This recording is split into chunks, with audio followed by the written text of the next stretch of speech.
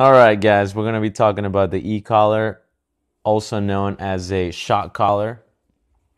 And there are a couple of myths out there on both sides. One myth is that it's literally shocking your dog, and it's not literally shocking your dog. There is no spark, there is no arc. It's not like sticking your finger in an outlet. It's not like sticking a needle in an outlet. I know because I've done that before when I was a kid. So it's nothing like that at all. It doesn't burn your dog. It doesn't, it's not gonna cause any physical damage to the dog at all. The physical damage that you'll see on e-collars or shock collars is that the one that is produced by pressure source, and these pressure sources are something you're gonna see with just about every piece of equipment. You have a flat collar or a harness that it's on a dog for an extended period of time, it's going to create sores on the dog's skin. And with e-collars, you see that a lot more because e-collars have to be snug. They have to be making contact with the skin. So if you leave that more than 12 hours, if you push 10 hours, that right there, you're asking for pressure sores to start happening. And when people see those pressure sores, people see a dog getting burnt, and that's not what it is. The dog is not getting burnt. It's not the e-collar shocking the dog and burning the dog. Those are just pressure sores. So that's one of the myths. The other myth that is quite on the opposite side of that spectrum is that e-collars, that they don't hurt and that they are, they're very docile, and this is a training tool that trainers who like to portray as, this is very minimally invasive and all of that. And that is also another myth. And if we're going to talk about training tools, we need to be honest and talk about the advantages and the disadvantages.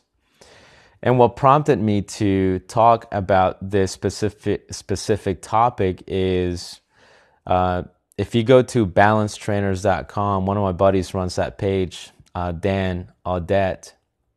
That's one of the topics that got brought up today, and so I wanted to make a video on that. So the myth that e-collars don't hurt, that is a myth, because if they didn't hurt, they wouldn't have several levels. They wouldn't have level 1 and level 127. It wouldn't have level 1 and level 100. Or in this case, it wouldn't have level 6, medium, low, and high.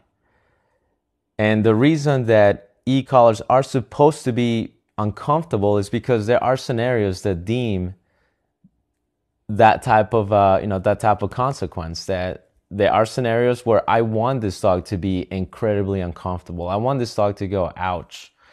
Those scenarios, real quick, without going into too much detail, are going to be your life-saving scenarios. For instance, snake proofing, cat proofing, or crittering. If I have a dog that is going to be out, in the outdoors pretty regularly, and I live in an area that has snakes, venomous snakes, poisonous snakes, dogs by nature are going to be curious. They see a snake, they're not going to avoid it on their own. They're going to investigate. And that is very dangerous if you live in an area like here, down in the South, Texas, and many other places.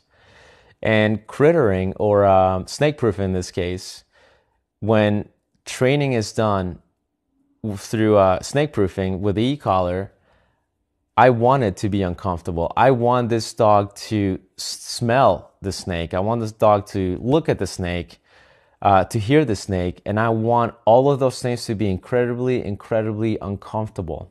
This is where I want to use high levels. And what that does is it gives the dog a very negative association to the smell, the sound, and the sight of snakes. So that out there, when they're training, when they're hanging out and they see, hear, or smell a snake, they know to stay completely clear of it. Now, that's a pretty drastic scenario. That's not to say, well, that is the only reason where you can use e-collars. The other scenarios in which e-collars are supposed to be uncomfortable is when I want to prove certain behaviors.